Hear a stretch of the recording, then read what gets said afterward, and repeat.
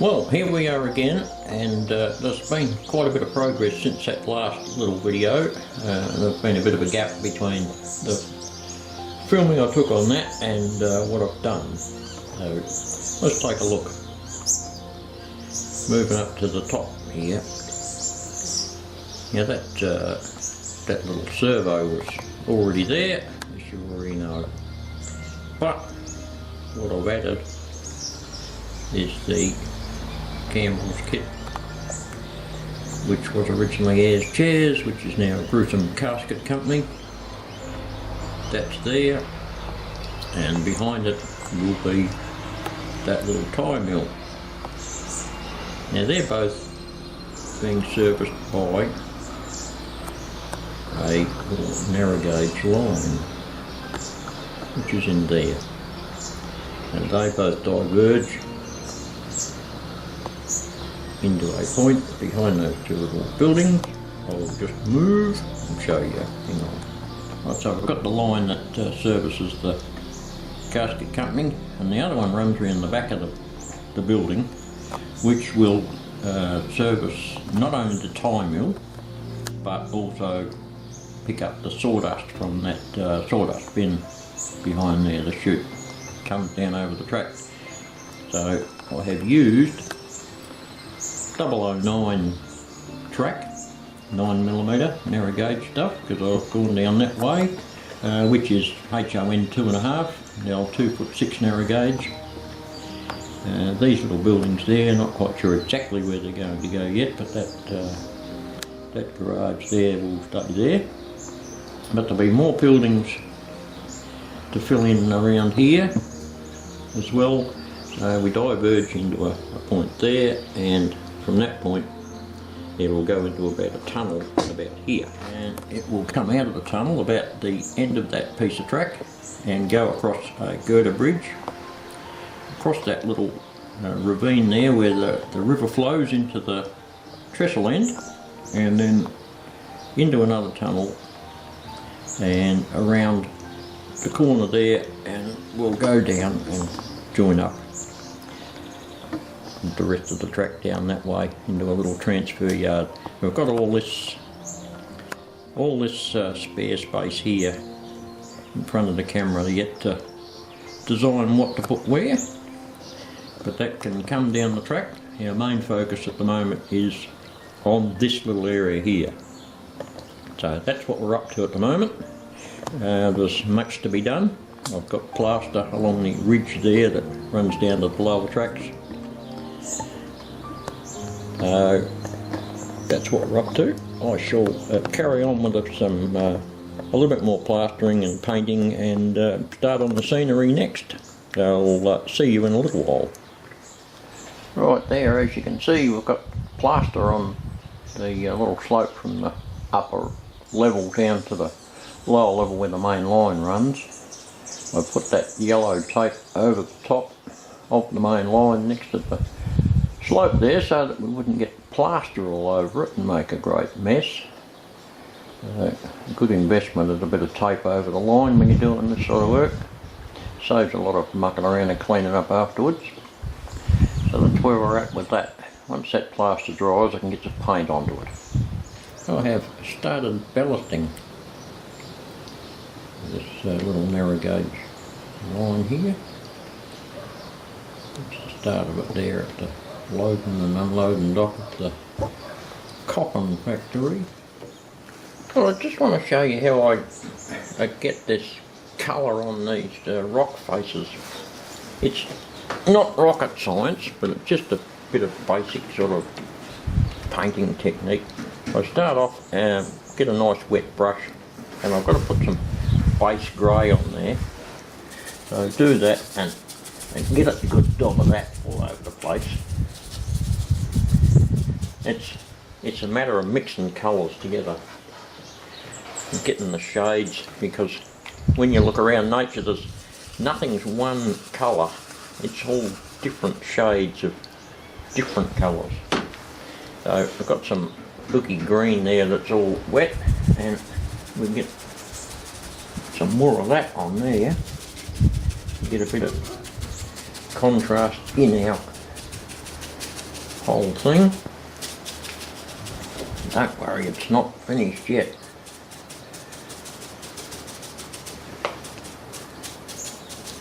And keep going like that. Right. And more wetness, and get some black onto the wet.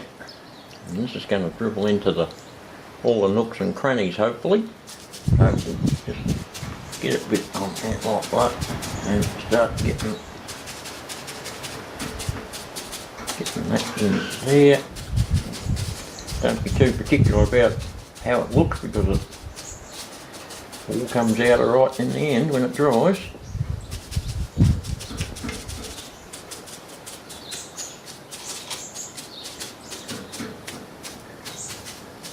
Well, we've got a nice wet brush.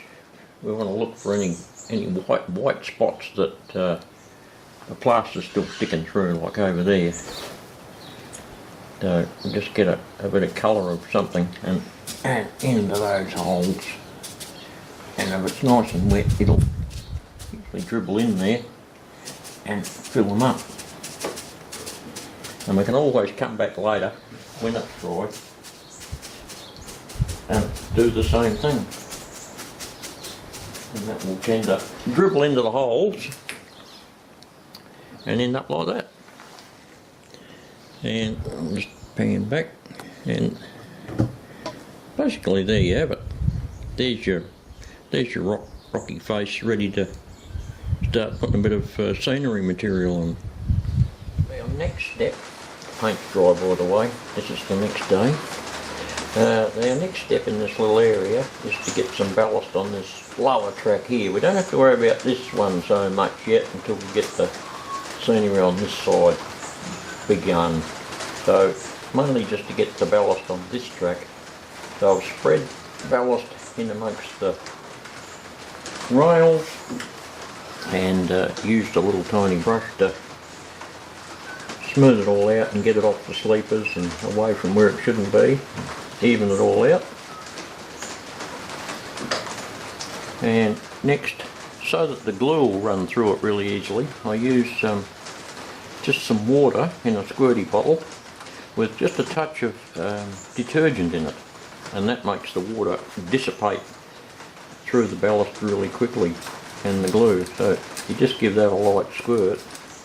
Don't worry about a bit of wetness getting on the rails, because it's mainly just water and soap. It's not going to stick anything. So there's our wet ballast. After that, it's watered down white glue like I use on the scenery, and you'll notice when I drip it, it just goes whoop and dissipates. That means it spreads out in amongst the ballast and gives a little good coating of glue without it being gluggy on all the little ballast bits, and it will bind them all together when it dries. Righto, I've done that. Now the next step is to get a bit of colour into that ballast, because it's not going to be clean. And usually I start with a bit of the black stuff to simulate grindings off wheels, coal dust, and just sprinkle a little bit of that around the place. Be careful not to get too much in there where the point blades are, because we don't want to gum them up. In fact, while the glue's drying, I always find it's a good idea to try and get those blades just in the middle there like that. So there's a little bit of black stuff. Doesn't matter what it looks like. And it doesn't hurt to put a little tiny bit of green stuff, simulate a bit of growth. A little bit of grass growth in between the rails, which is the guys with the weed killer haven't come along and yet and done anything about it. It'll definitely have some there. should also have a few bits of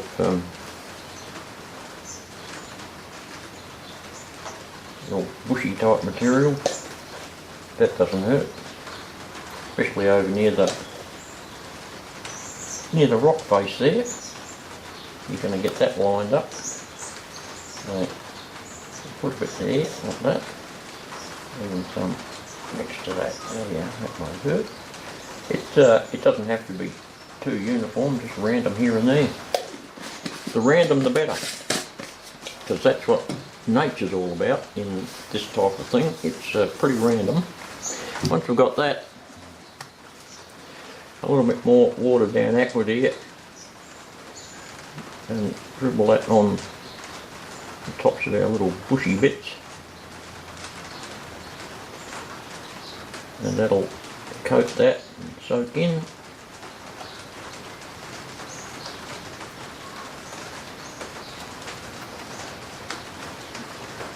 And that's basically it. Oh, now the technique I'm going to use on this area with the rock face and such like here is to just squirt it with the water with the detergent in it, get a layer of that on it, and then I'll get my watered down aqua here and go along, and you'll see that that runs all the way down the hill, which is what we want to capture the scenery material. Over the other side there we don't have to worry about too much, we can do that when we get back over the other way. So we've got our watered down aqua there, dribbling down, and that's some of our black material, which will tend to run down the hill in the little wet areas, and that's where it'll stick. A little bit more of that. Remember, we can always come back after and add more. There's our black. Then we get our grassy stuff, and there's going to be a reasonable amount of green growth up the top there, so we'll get pretty heavy with the green on there, and just do a bit of a light going over on the rest of it.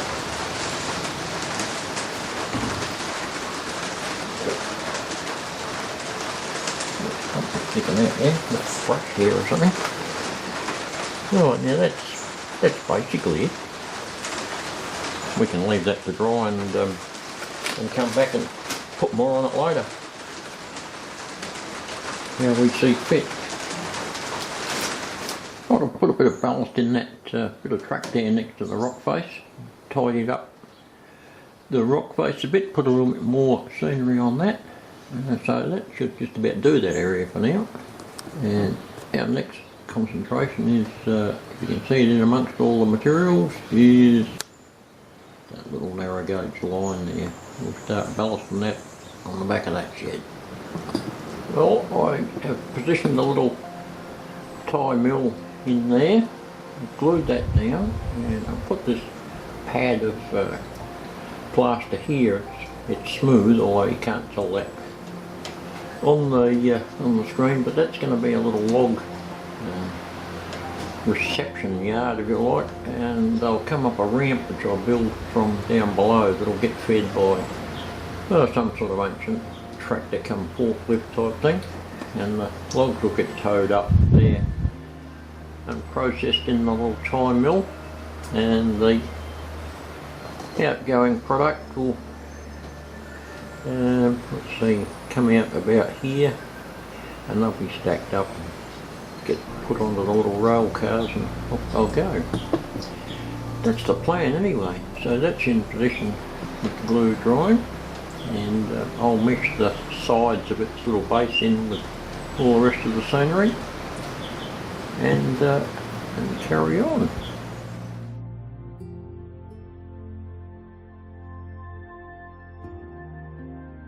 Well, that's a bit of a wrap.